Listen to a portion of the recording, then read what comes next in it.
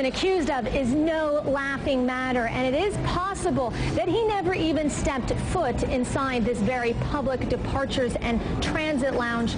After all, he was reportedly carrying 4 laptops full of highly sensitive information. And there is a hotel that officials offer up to passengers in longer-term transit. It's a short bus ride away. Perhaps he's hiding out there. The mystery continues. Aaron McLaughlin, CNN, the Sheremetyevo Airport, Russia. Parts of California are feeling the heat this weekend, literally. Saturday, the extremely heat region of California saw the mercury rise of the 54 degrees Celsius. Tori Donan braved the heat to talk to tourists and locals about the record temperatures.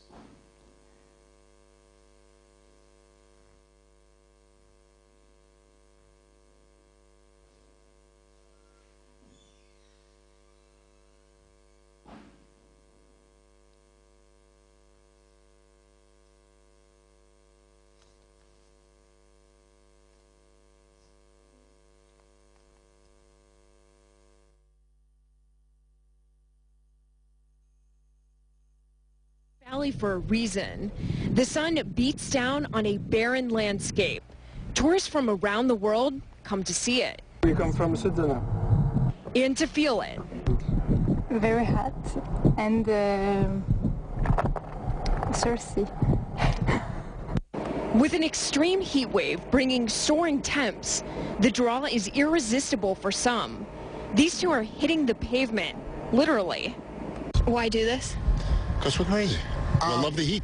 Well, it's a novelty thing. You know, to say we were out in the heat when it was 125 to 130, run 2 or 3 miles, then we're finished. Death Valley local Mike Wood is used to the heat, but when his shoes start melting, it's time to pay attention. Tell me about these shoes. my nasty shoes. Well, the ground temperatures here can approach a couple hundred degrees, so you're talking about pretty much boiling the shoes. So everything that kind of holds the shoes together kind of comes apart. This is the exact spot where nearly a century ago the world record was taken for a temperature of 134 degrees. With this heat wave, they're expecting temperatures close to 130 degrees. So rangers come out to this spot, the official weather station. They take a look at these thermometers. And yes, this is for history, but it's also a little bit more important. Heat can hurt. And if I don't take the right temperature, then we may tell them, oh, it's cool enough to go out and hike the sand dunes, or cool enough to go hike Golden Canyon. It is not. Ranger Jay Snow's checks and balances. Let me check the water temperature.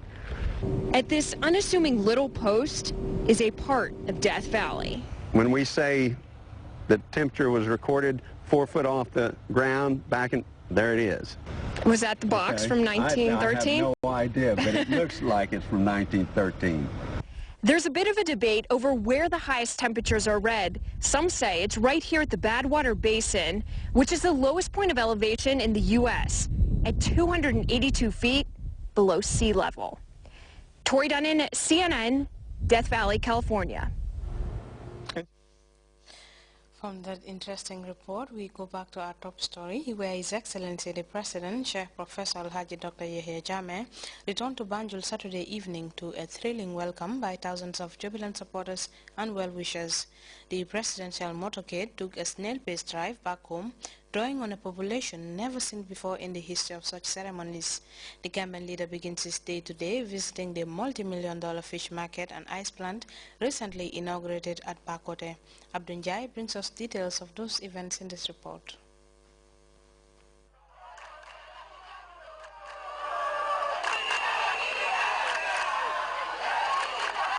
Finally home after crisscrossing the length and breadth of the Gambia, calling for collective action in nation building. The national discourse took him across the river to the North Bank, the Central River, the Upper River, the Lower River and the West Coast regions of the country. In Kanilai, the president and entourage took a temporal break, shifting attention to a key activity endorsed and promoted at the national level, with the delegation taking part in a voluntary castle picking exercise. The tour resumed almost a week later, ushering in the second leg, with meetings across parts of the West Coast, urging preparatory works in the Kanifi municipality and Banjul, two most important landmark venues for the final leg of the Dialogue with the People's Tour. The two mayors launched a major campaign in the media to invigorate a historic welcome for the president, and that worked well, with the presidential motorcade being slowed to a snail's pace from Kembuje right down to Banjul. It was about which area pulled the highest in the welcome ceremony, but this was in the end too difficult to establish as the convoy dragged along into the next venue, a population never before seen in such ceremonies. They danced and cheered their president through, leaving twice that number to enjoy the long and hard walk to Banjul. There was a sea of humanity returning that special presidential gesture to which they have been accustomed to. And this is where the parade finally ends, drawing to an end another historic welcome for the Gambian leader, whose convoy only pulled at the gates of the State House after more than 8 hours on the road. The president had all this while remained standing over the overhead opening of his Hummer to share with the crowd their joy and pain. This activity has been sustained over the years with the same spirit as that which brought the then young Lieutenant Jammeh to power in 1994, and it continues to flourish with enthusiasm, championing a cause that transcends the boundaries of race, faith and country. The president woke up to another busy schedule the following day, visiting the multi-million-dollar fish market and ice plant recently inaugurated in Bakote. The facility was jointly funded by government, the African Development Bank and the Arab Bank for Economic Development in Africa, BADIA, under an envelope exceeding $22 million. This project falls under the component of improved fisheries facilities and infrastructure in the Gambia, bringing into focus the Banjul Fisheries Jetty and the Bakote Fish Market, among a host of other rehabilitation works at a number of venues. At the market, the Gambian leaders' inspiring patronage came into focus, with the women who are again at the forefront of the business having the chance to sell their entire stock at one go. But to some of them, having the president inspect their place of work is sufficient motivation to take on the next business trip with a greater investment, awaiting the opportunities that are abound with such ventures. Abdinjai, GRTS. Time now to take a second break. We'll be right back.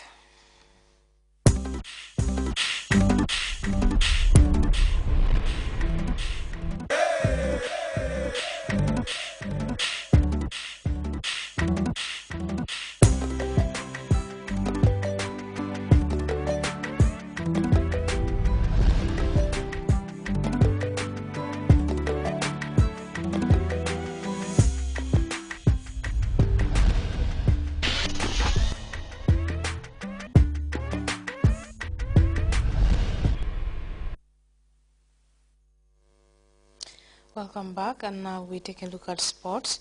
USA's Bethany Mattek-Sands lost to another German player in the first round, but it is better to say the young American is leaving no stone unturned right in her quest for sporting excellence. You know, sports technology has improved hugely in recent years, but have things become a little too gimmicky, or are they truly revolutionary?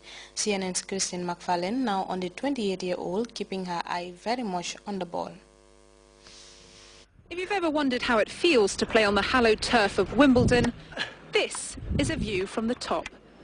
This week, USA's Bethany Mattek-Sands has become the first professional athlete to use the revolutionary Google Glass at a major sporting event, and it's been causing quite a stir. Have any of the other players been coming up to you in the week and asking you about them, saying, hey Bethany, what's that you've got on your face this year? It's funny actually, because if you have no idea what Google Glass is, it looks really odd on. I mean, there's a couple people that obviously knew what it was and kind of had an idea, but most of the players didn't, and have just kind of been looking at me a little weird this whole week. While the glass has multiple functions, the most important for Bethany is the integrated head cam, which allows her to instantly play back and review her training sessions. It's basically from my eyes, my point of view, so when I'm watching the video, I'm seeing what I'm seeing on the court. And it was interesting to see how long I'm looking at the ball, how fast it's coming at me.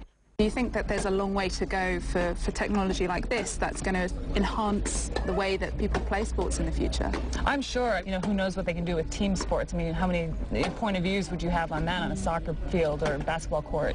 You know, but, you know, for me, for tennis, it's been a great advantage, and it's been a lot of fun actually playing on the court, seeing it in the screen here, and then seeing it on the computer. With her busy schedule, there's also benefits off court. I use it a lot of times for lists, for reminders. Obviously, I get emails and texts through it. I can stay connected on Twitter, on Facebook. So it's just kind of everything basically in front of your face. She even raised the bar in the fashion stakes wearing Google Glass to this year's pre-Wimbledon party, tweeting as she went. But for the uninitiated like myself, it's back to basics with a simple question. Okay, let's have a